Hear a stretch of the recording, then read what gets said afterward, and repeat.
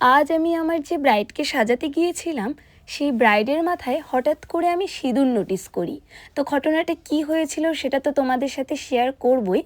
তার আগে আমি এটাও বলি, ব্রাইডের বিয়েটা কিন্তু হচ্ছে তার শ্বশুরবাড়ি থেকে। আর আমার এই ব্রাইডের মুখে অনেক ইন্টারেস্টিং কথা শুনেছি, প্রত্যেকটা কথাই তোমাদের সাথে শেয়ার করব। ভিডিওটা তোমরা স্কিপ না করে কন্টিনিউ করো, আশা করছি ভিডিওটা তোমাদের অনেক ভালো লাগবে। হ্যালো পায়েল, তো আজকে তোমার ওয়েডিং, তো ওয়েডিং লুক কেমন কি চাইছো? আমাকে একদম সিম্পল স্যাটেল মেকআপ করে দেবে। আচ্ছা। আমি অত হাবিজাবি পছন্দ করি না। হ্যাঁ। আর আমাকে না ব্লাশারটা একটু কম লাগাবে। আচ্ছা ঠিক আছে। আর আই মেকআপ, লিপস্টিক কিছু? ওগুলো তোমার মতো একটু টানা টানা করে দেবে, টানা টানা আই মেকআপ যেটা ভালো লাগে। আমি কোনোদিন করিনি মেকআপ, তো অত জানি না। আমাকে নর্মাল আর স্কিন টোনটা আমার সেম রাখবে। আচ্ছা ঠিক আছে। আচ্ছা একটা কথা জিজ্ঞেস করবো, তোমার মাথাতে হঠাৎ আমি একটু সিঁদুর নোটিস করলাম, তোমার কি বিয়ে? আমি জানতাম তুমি এটা জিজ্ঞেস করবে। আমাদের বিয়েটা আর কি আগেই হয়ে গেছে, এখন আচ্ছা। শুধু অনুষ্ঠানটা হচ্ছে, প্রোগ্রামটা এখন সামাজিক হচ্ছে মতে আর কি। ও আচ্ছা। ঘটনাটা কি হয়েছিল আশা করছি তোমরা কিছুটা আন্দাজ করতে পেরেছো, তবুও আমি একবার একটু ক্লিয়ার করে দিই। আমার এই ব্রাইড তার হাজব্যান্ডের সাথে পালিয়ে এসেছিল। পালিয়ে আসার ঠিক 10 মাস পর আজকের এই প্রোগ্রামটা হচ্ছে।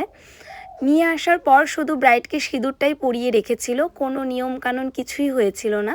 ওই কারণেই আজ 10 মাস পর ব্রাইডের প্রত্যেকটা রিচুয়ালস মেনে পুরোহিত দিয়ে বিয়েটা দেওয়া হচ্ছে।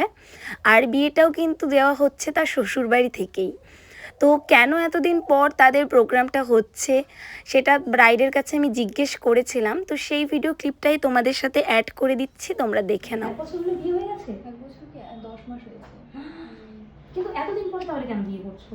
এতদিন পরে হচ্ছে মানে এতদিন পরে তুমি প্রোগ্রামটা কেন করছো? আমার মা বাবার হচ্ছে মাস পড়ে যাচ্ছে, বিয়ের যে মাস। মাসে বিয়ে হয় আমার শ্বশুর শাশুড়ি পড়ে যাচ্ছে, আমার আচ্ছা। জন্মের মাস পড়ে যাচ্ছে, আমার বরের জন্মের মাস পড়ে ওরে যাচ্ছে। বাবা। এরকম করতে করতে তারপরে ভাবলো যে একটাই ছেলে, তারপর বৃষ্টির দিনে নেবে, তো ভাবলো যে একদম ঠান্ডার মধ্যে ঠান্ডার করে মধ্যে নেবে। হ্যাঁ। আচ্ছা। আজকে শুধু যারা ধরো ক্লোজ রিলেটিভস আছে তারাই গেছে। ভয় লাগছে না ব্লাশার দিচ্ছি, কতটা দিচ্ছি না দিচ্ছি? না, তোমার উপর বিশ্বাস আছে আমার, তোর ওর জন্যই বুকিংটা করা। তোর তো ব্লাশারের প্রতি অনেক ভয় ঢুকে গেছে। আমাদের শ্বশুর বাড়িতে আরেকটা রিচুয়ালস আছে। হচ্ছে যখন একটি কনে বাবার বাড়ি থেকে আসে, যখন গৃহপ্রবেশ হয়, তো বরণ ফরণ হয়ে যাওয়ার পরে ঝাড় দিয়ে গৃহপ্রবেশটা হয়। মানে আমাদের অনেকে যেমন ওই আলতা, আলতা মানে পায়ের ছাপ দিয়ে যায়, তো আবার ঝাড় দিতে দিতে যেতে হবে। মানে বিয়ের পর, মানে বিয়ে করে এসে সঙ্গে সঙ্গে ঝাড়ু হাতে নিতে হবে। মানে মানে একদম ইউনিক ইউনিক রিচুয়ালস, খুবই ইউনিক রিচুয়ালস। এর আগে ছিল একটা পান্তা ভাত, এখন আবার শুনছি ঝাড় দিয়ে। আর কিছু আছে? এই দুটোই নতুনত্ব, আমিও কোথাও শুনিনি, আমার সাথে হচ্ছে। আমার ভিউয়ার্সদের মধ্যে কাদের কাদের এই সেম রিচুয়ালসটা আছে আমাকে একটু কমেন্ট করে জানিও।